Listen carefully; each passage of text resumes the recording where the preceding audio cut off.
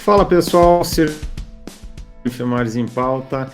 Vou trazer 2 julgados para comentarmos aqui nessa edição. O primeiro julgado, um tema que o STJ nunca tinha enfrentado, bem interessante, cuidando de concessão de serviços públicos, em particular o regime da Lei 8987 de 95.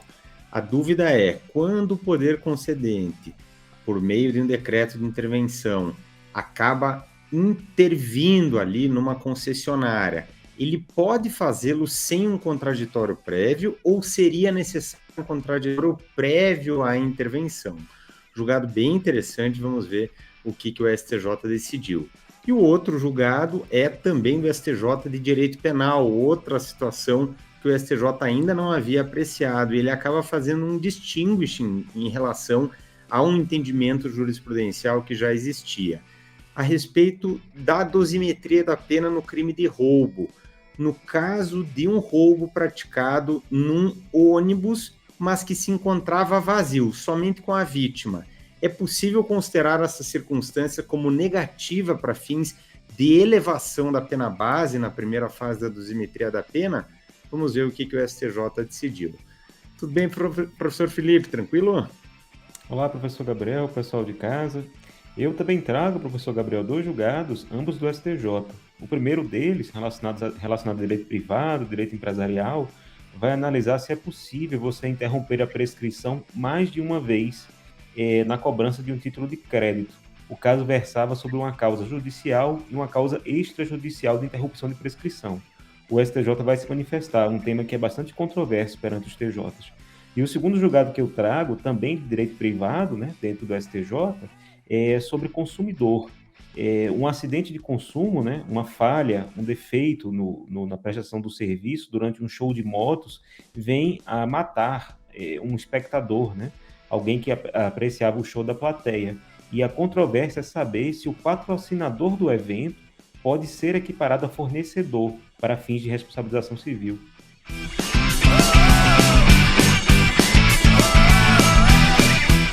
Pessoal, então começamos com o julgado de direito administrativo, tema Lei 8987 de 95, concessão de serviços públicos, a concessão comum, que nós sabemos que cai muito em concurso público, então é um julgado que eu reputo bem importante aí para os nossos estudos. O caso cuidava, pessoal, de uma intervenção. Imaginem, o caso aconteceu lá em Manaus, imaginem que um prefeito venha, o serviço público era municipal, tinha sido delegado, né? Tínhamos concessionária de serviço público, era mais especificamente transporte coletivo municipal, nós sabíamos que é de interesse do município, e por conta disso, pretensos problemas na adequada prestação desse serviço, cumprimento das normas legais, regulamentares, o prefeito, por meio de decreto, que é um instrumento para isso, decreta, portanto, a intervenção na concessionária para fins de regularização. O que se questiona, pessoal, em particular, é se esse decreto de intervenção, que acaba, portanto, causando, né, grandes transtornos à concessionária, se ele depende ou não de contraditório prévio, ou se, ao revés, esse contraditório prévio não seria necessário. Nós temos que lembrar, pessoal, em relação à intervenção, ela está disciplinada nos artigos 32 e 33 da Lei 8987 de 95, também artigo 34, enfim. O principal aqui, pessoal, né, para a gente se situar, é a gente recordar, primeiro, né, o objetivo da intervenção, uma medida bem drástica, né, mas o objetivo é para assegurar a fiel execução, a adequada execução do serviço público à população. E aí entram, né, as normas constitucionais, legais e regulamentares pertinentes àquele serviço e, logicamente, o decreto de intervenção parte de indícios de algum tipo de irregularidade para fins de averiguação.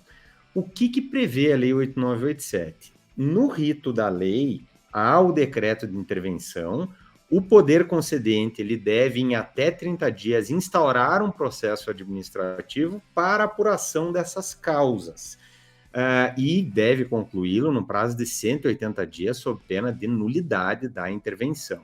Então, é uma coisa bem pontual, uma medida que não extingue ainda o contrato de concessão, né? Não é modalidade de extinção, embora a intervenção possa resultar numa extinção. Por exemplo, se na intervenção forem constatadas falhas graves e a hipótese seja, portanto, de extinção do contrato de concessão por culpa do concessionário, é caso de caducidade do contrato de concessão, né? Que não depende, diferentemente da encampação, em que não há culpa do concessionário, não depende de lei autorizativa prévia, não depende de indenização prévia, e pode, portanto, por uma má prestação de serviço pela concessionária, de natureza grave, claro, né, pode ensejar a extinção do contrato de concessão por força de uma caducidade.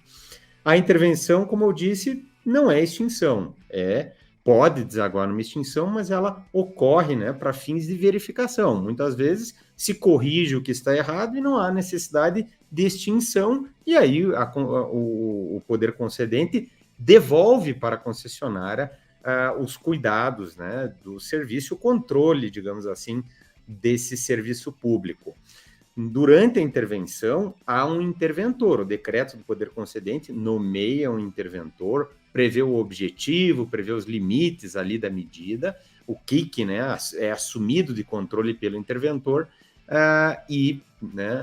após o desenrolar ali de um processo administrativo é que nós vamos verificar se tem alguma sanção a ser aplicada, se é caso de extinção do contrato de concessão. Mas o grande ponto é que a lei não prevê um contraditório prévio. Vejam que ela estabeleceu que o poder concedente deve instaurar processo administrativo em até 30 dias após o decreto de intervenção. E aí, o que se questionava aqui na ação era um mandado de segurança impetrado lá no Tribunal de Justiça do Amazonas, e houve recurso ordinário, né, porque foi denegatória a decisão por lá. Inclusive, os advogados que patrocinavam a causa são bastante famosos, né, no direito administrativo, um deles, o professor Marçal Justen Filho, também processualista, Talamine, e bancas pesadas aqui atuando nesse caso. Era um caso, claro, que envolvia muito dinheiro, né? E aí, pessoal, veio para o STJ, a decisão foi denegatória lá no Tribunal do Amazonas, e o STJ entendeu que não é necessário esse contraditório prévio à intervenção. Vejam que os impetrantes, eles alegavam que, numa leitura constitucional, à luz do artigo 5º, inciso 54 da Constituição, não seria cabível uma medida que atingiria ali o patrimônio jurídico, né, os interesses da concessionária de serviço público, não se poderia sem um contraditório prévio. O que o STJ disse? Em primeiro lugar, ele ressaltou que na lei não há essa hipótese de contraditório prévio. Ele é um contraditório que se exerce a posteriori com a instauração do processo administrativo, que deve ocorrer após 30 dias do decreto de intervenção. Por outro lado, o STJ também salientou que a intervenção em si não é uma medida de caráter punitivo, é uma medida que envolve um dever-poder do poder concedente de fiscalizar, de controlar a boa prestação do serviço público. Então, em si, a medida, ela não ostenta caráter punitivo, então não demanda um contraditório prévio. Eu acrescentaria ainda, pessoal, e concordando com o STJ, na doutrina administrativista em relação à observância do contraditório, né, e ampla defesa em matéria de autotutela administrativa, nós sabemos que, em regra, né, na autotutela, numa anulação, numa revogação, é necessária o contraditório prévio como regra. O que se excepciona são casos urgentes.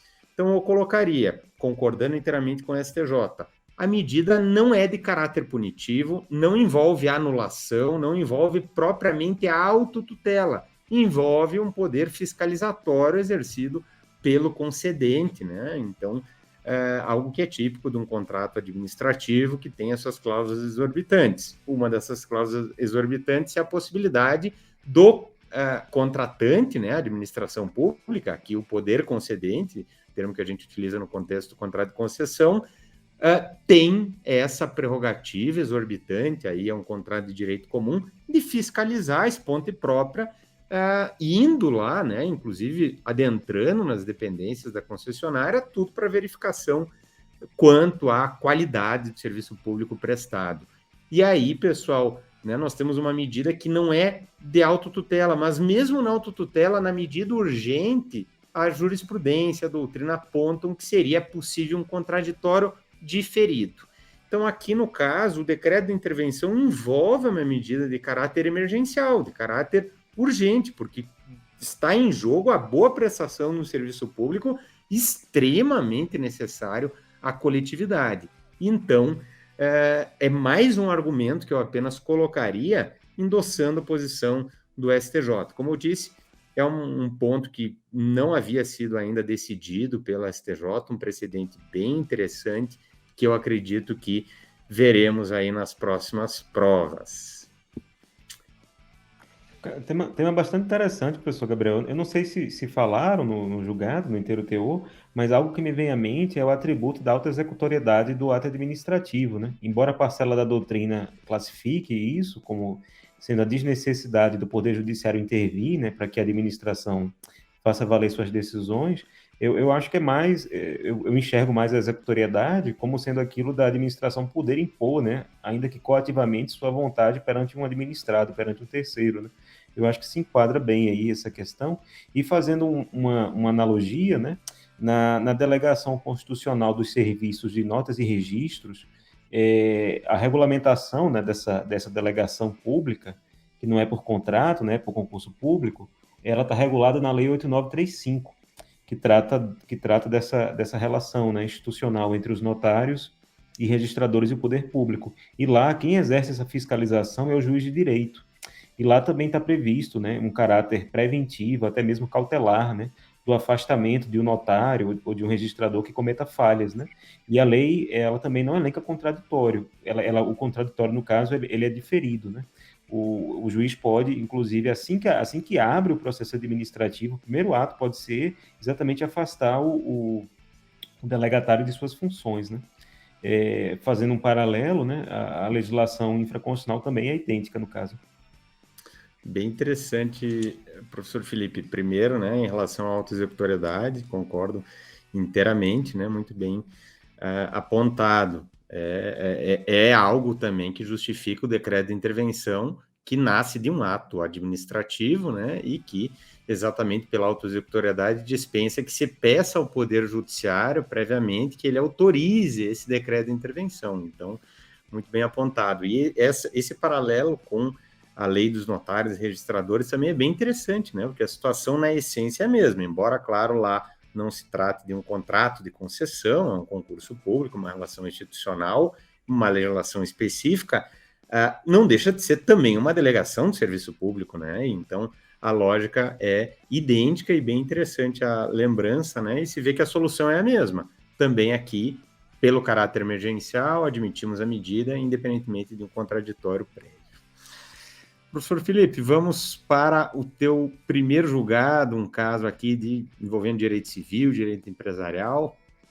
É um caso bem interessante, professor Gabriel. Talvez o pessoal de casa se surpreenda porque escolhemos esse julgado, né? Que aparentemente todos sabem, né? Que uma das inovações do Código Civil de 2002, em relação ao Código de 1916, é a previsão no artigo 202 de que a prescrição ela apenas se interrompe por uma única vez. E qual era a questão controversa, né? A doutrina e jurisprudência de vários TJs têm interpretado de forma bastante divergente esse dispositivo do Código. Se colocava, né, se surgia uma linha interpretativa para dizer que essa interrupção por uma única vez, né, se aplicava a cada hipótese, né, a cada inciso do artigo 202. É dizer, você poderia interromper a prescrição por várias vezes, desde que as causas de prescrição fossem utilizadas uma única vez, né? Aí, no limite, né, como o artigo 202 tem 6 incisos, né, por essa doutrina, você conseguiria interromper a prescrição por até 6 vezes.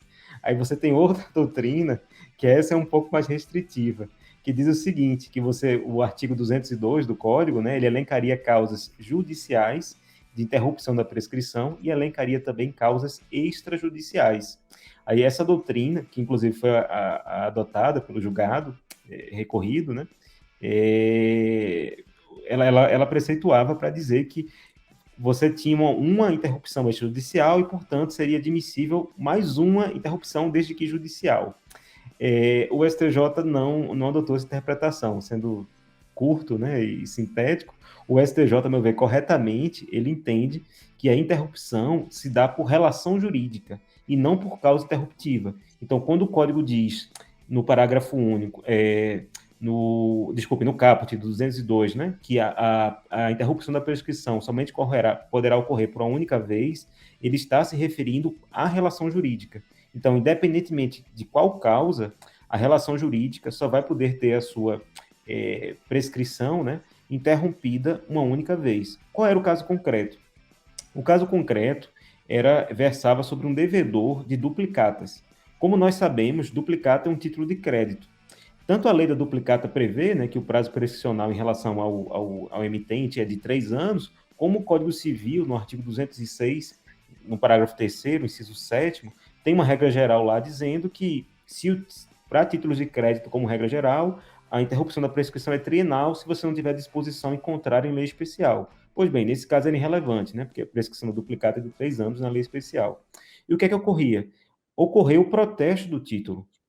E uma das inovações do Código Civil de 2002 foi estabelecer que o protesto cambial, ou cambiário, é forma de interrupção da prescrição. Tinha até uma súmula bem antiga do STF que dizia que o protesto não interromperia a prescrição. Essa súmula, ela caiu, né? Ela deixou de ser aplicável com o advento do novo Código Civil. Pois bem, o credor protestou, então você tem a primeira interrupção da prescrição. Por óbvio, né, esse protesto foi dentro dos 3 anos. E o que é que acontece? O devedor, nesse caso, ele ingressou com a ação na qual ele requeria a inexigibilidade da dívida. O inciso 6º do artigo 202, ele coloca que interromperia a prescrição, né, qualquer ato inequívoco, ainda que extrajudicial, praticado pelo devedor que importasse reconhecimento de direito. A lógica, né, quando você diz que algo é inexigível, por questão lógica, antes você está admitindo que aquela dívida existe, mas como tal ela não pode mais ser cobrada, né? Viria daí a questão da inexigibilidade da dívida. Então, o devedor estaria confessando que deve, embora ele alegue que não seja obrigado a pagar por outras razões, né? Na doutrina de Ponte de Miranda, se nós formos ver a relação jurídica, né, seria como se o devedor dissesse que existe a dívida, mas que essa dívida não é exigível, é dizer, não haveria obrigação. Pois bem, o que acontece? Para o credor, né, só o simples fato do devedor ter ajuizado essa ação teria sido uma nova causa de interrupção da prescrição. E o credor, né, termina depois por ingressar com uma ação de cobrança, e nos embargos de execução dessa ação de cobrança, o devedor diz, está prescrito.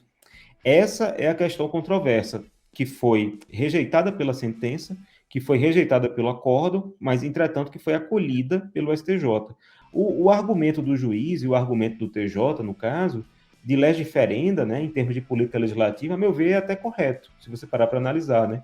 Eles diziam que você não poderia ser tão benéfico assim com o devedor, né? E que, por conta disso, o tribunal usava a interpretação de que você poderia ter uma causa de interrupção judicial e outra extrajudicial. Chegou no STJ, o STJ foi implacável. Disse que não, disse que a interrupção só ocorrerá uma única vez por relação jurídica. Então, nesse caso específico que eu narrei, a interrupção da prescrição ocorreu com protesto pelo credor.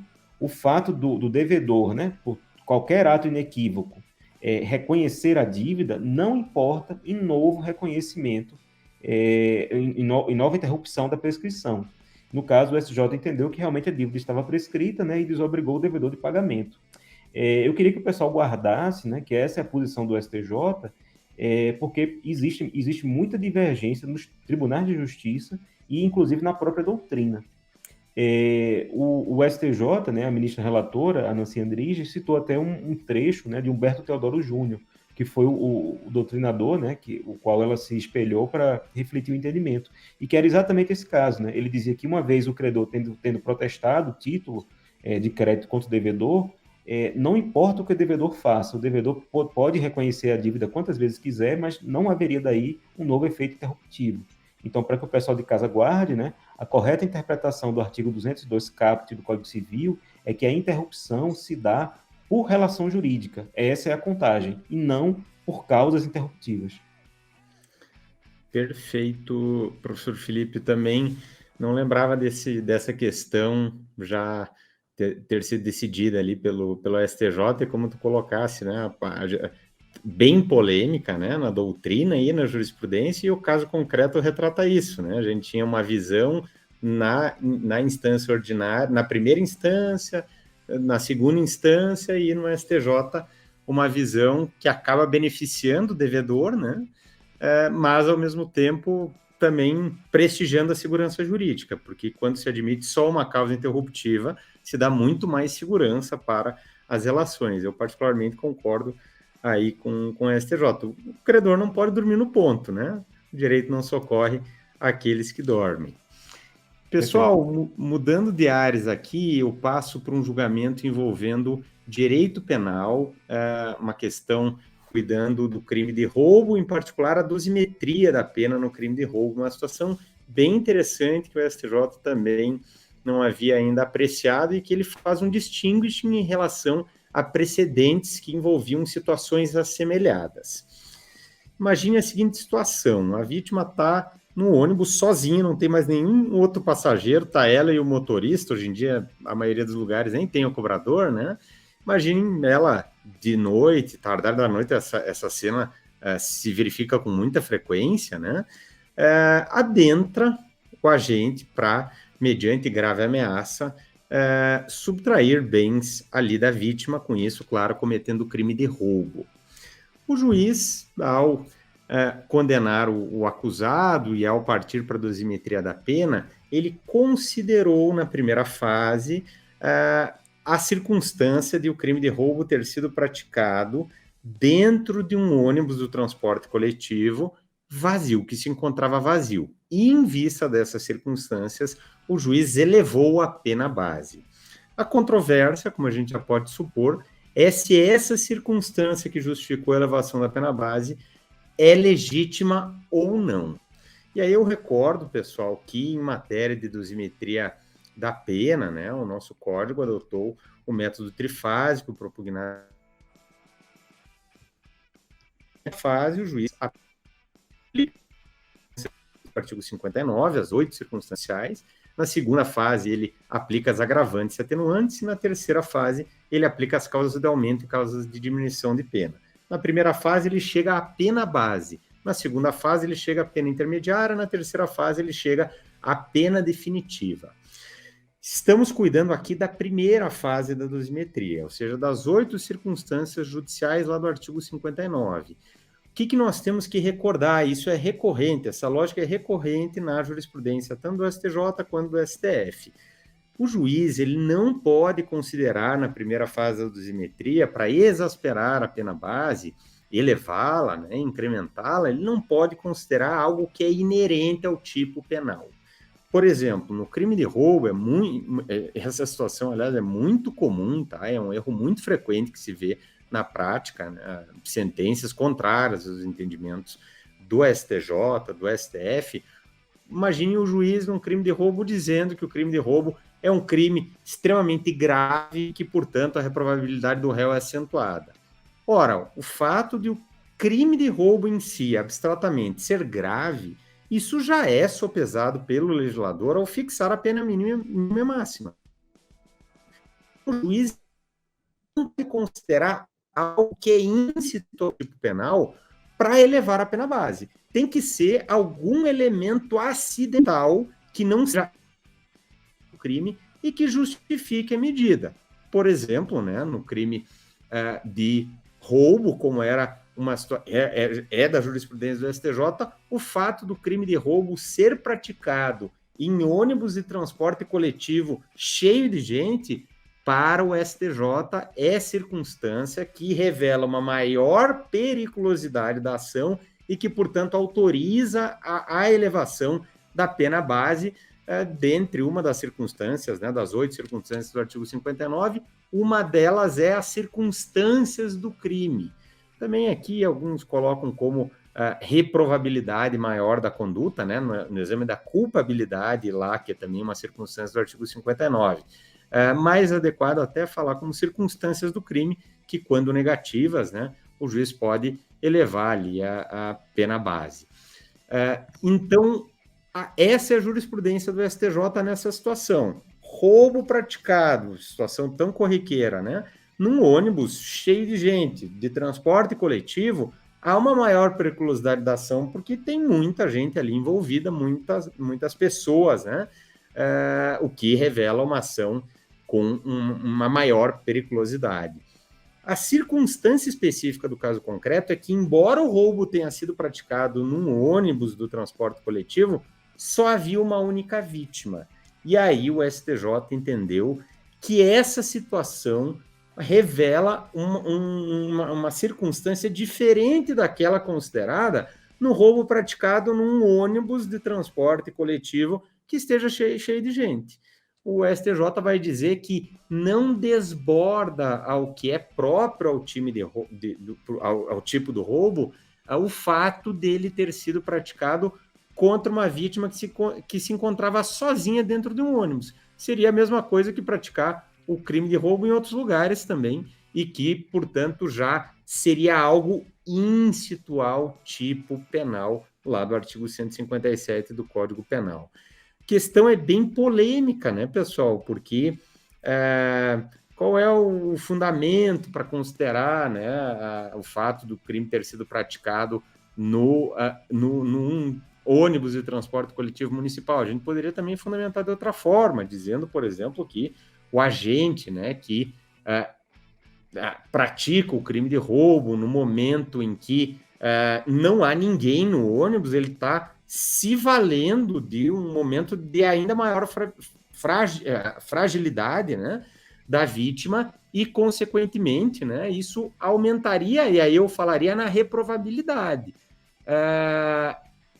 E, portanto, né, seria também uma justificativa plausível. Mas o STJ entendeu isso, que a gente tem que guardar, que o fato do crime de roubo ter sido praticado dentro de um ônibus que se encontrava vazio não é elemento suficiente para elevar a pena base, considerando as circunstâncias do crime como negativas. Lembro aqui também, pessoal, finalizando, que o STJ, ele, embora no destaque ali do julgado ele não tenha mencionado, no inteiro teor, ele refere o fato de que, além de a vítima estar sozinha no ônibus, né, não havia mais ninguém, o ônibus estava vazio, se utilizou esse termo, né? O ônibus, claro, não vai estar vazio, sem ninguém, né? Mas o que isso quer dizer que não tem outros passageiros. Além dessa circunstância, o crime de roubo tinha sido praticado com um simulacro de arma, não estava armado o agente.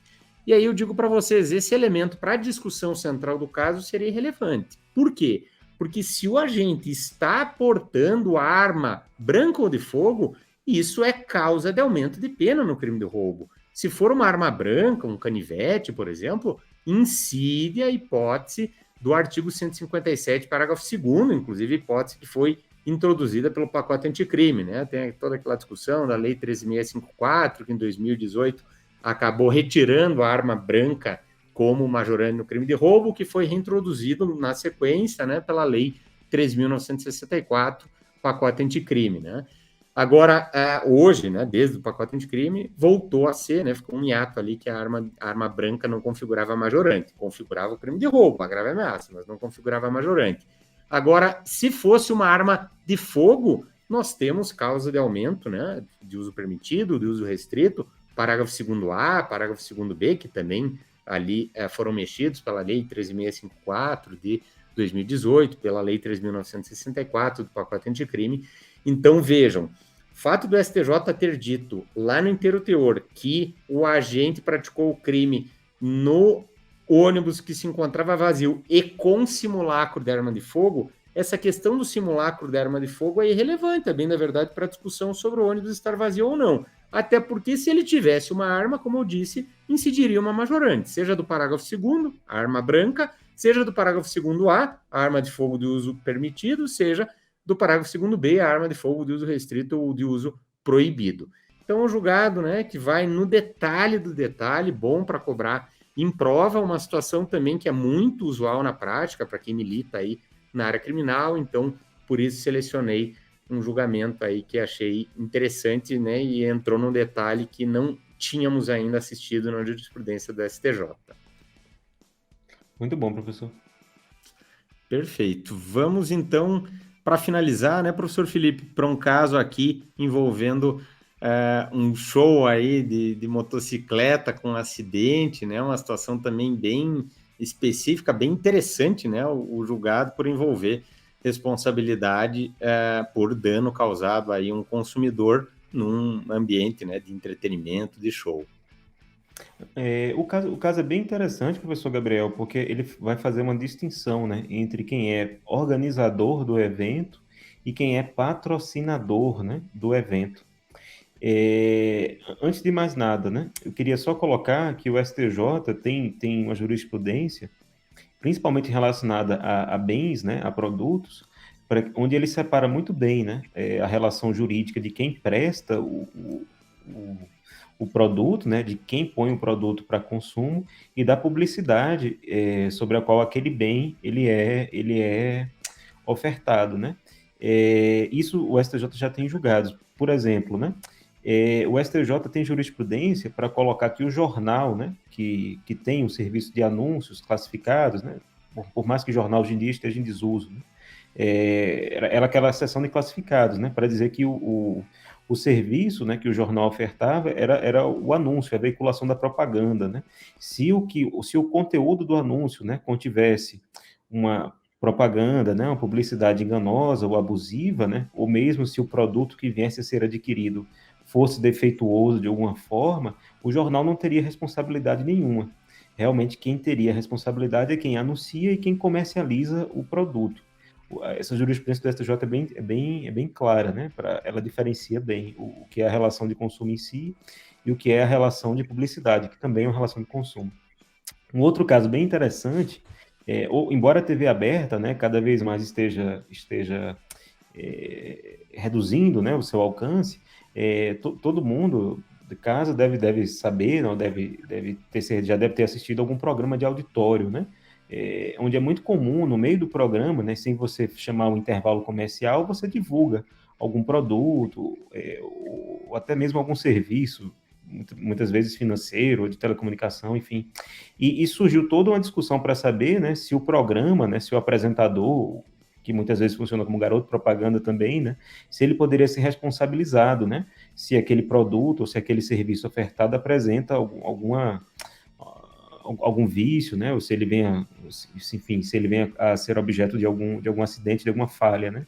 E o STJ entende que não, né, o STJ diz que, como regra geral, quem veicula, né, ainda que seja o garoto propaganda, digamos assim, ou seja, um apresentador, né, que veicula o comercial ou oferta, né, determinado produto ou serviço, ele não é responsável, né, por eventuais danos que aquele produto ou serviço acarrete.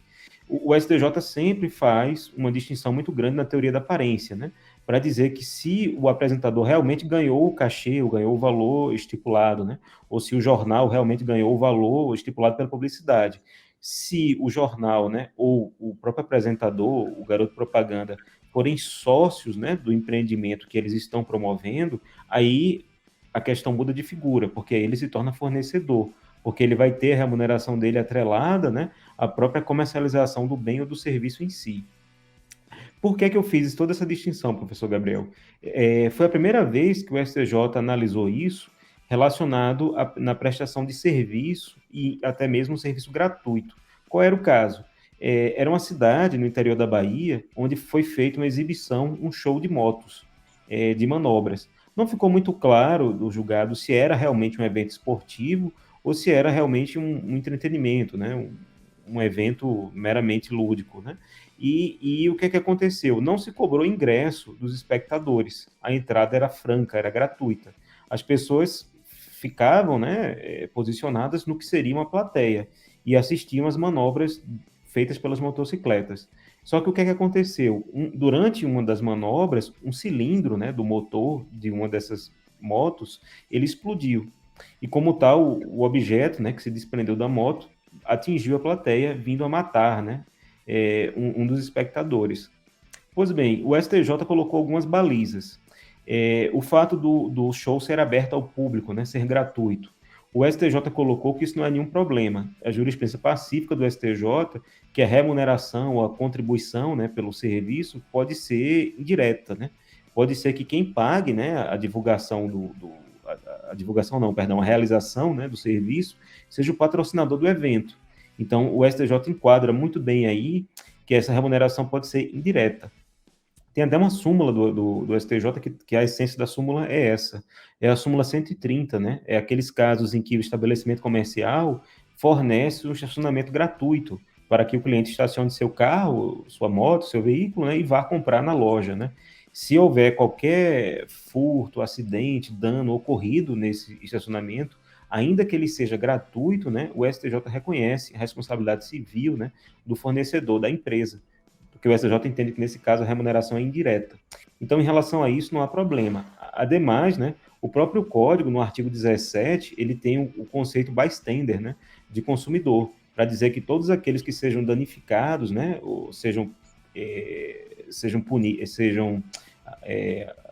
punidos, né, sejam agravados, né, por algum evento, são equiparados a consumidor. Então, em relação a esse ponto, ficou muito claro o enquadramento que o STJ deu, que aquele que estava na plateia assistindo o show de motos é, de fato, indubitavelmente o consumidor. Agora, qual é o problema? O problema era para saber quem é o fornecedor do caso.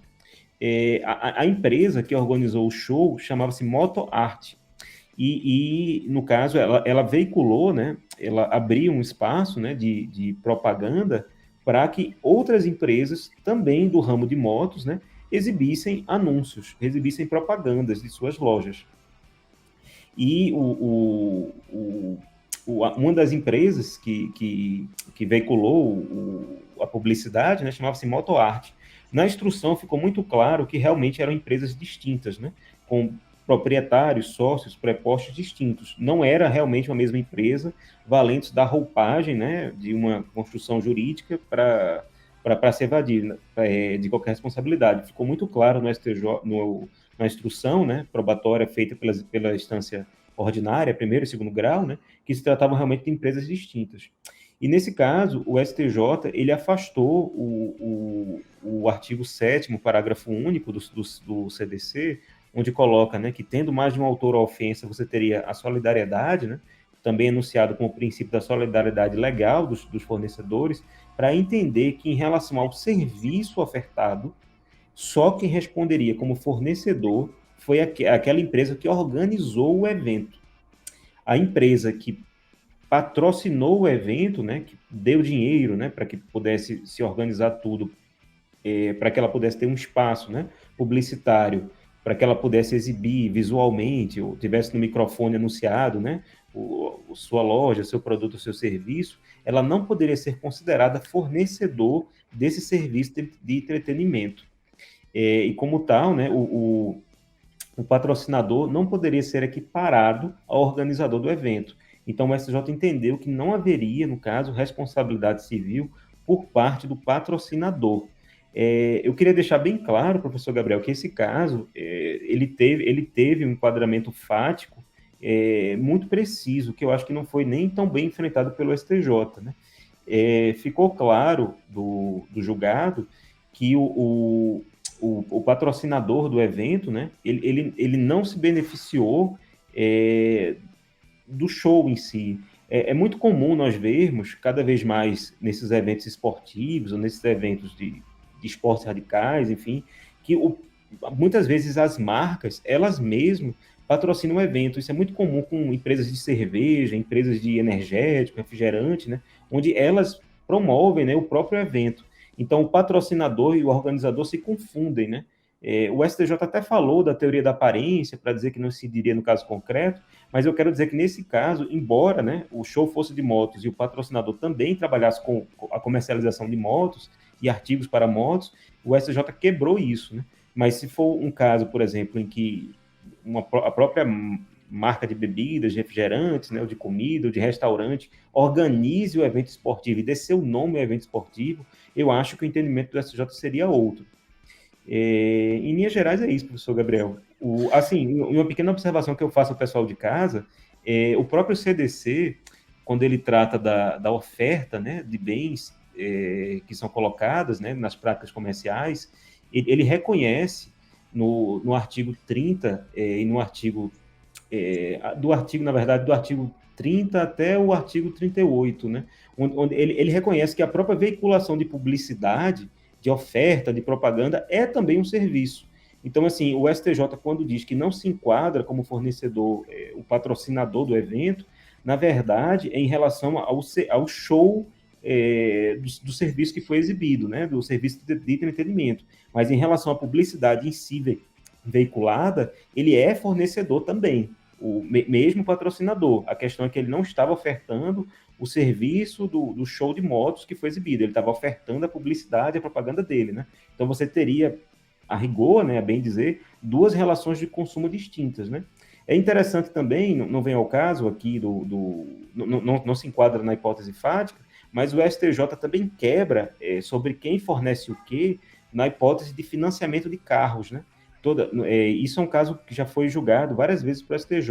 Todas as vezes que você vai, né, numa concessionária de carros e você usa uma financeira, usa um banco, né, que não é o banco da própria montadora de carros, é um banco distinto, né?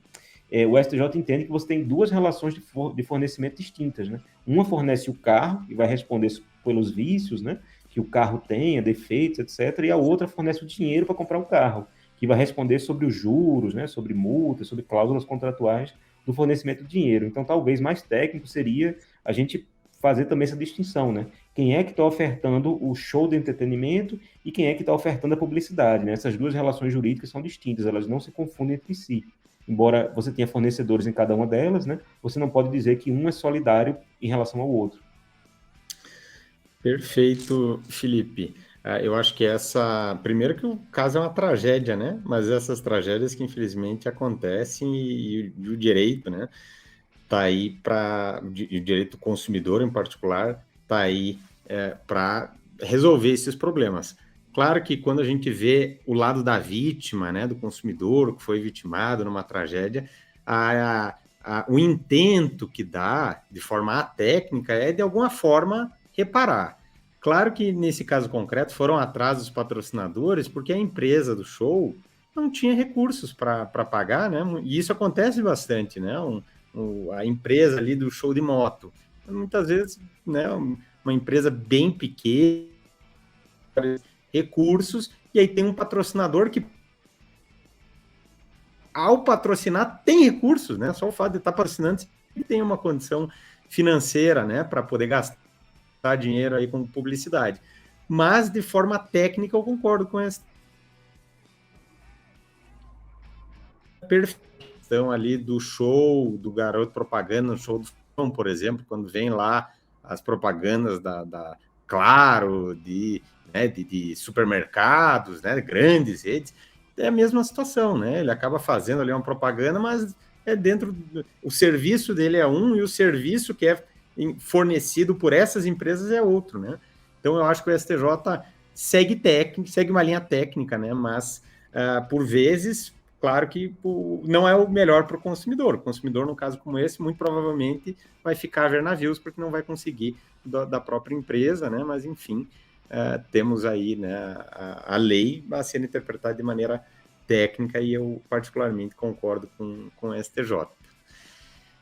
Com isso, terminamos, professor Felipe, o nosso Infemares em Pauta número 34. Espero que tenham gostado, pessoal. Não deixem de dar uma olhada ali no nosso material escrito para memorizar bem, para compreender, às vezes, mais algum detalhe. E esperamos vocês no próximo Infemares em Pauta. Fiquem com Deus, um grande abraço. Grande abraço, pessoal. Força nos estudos.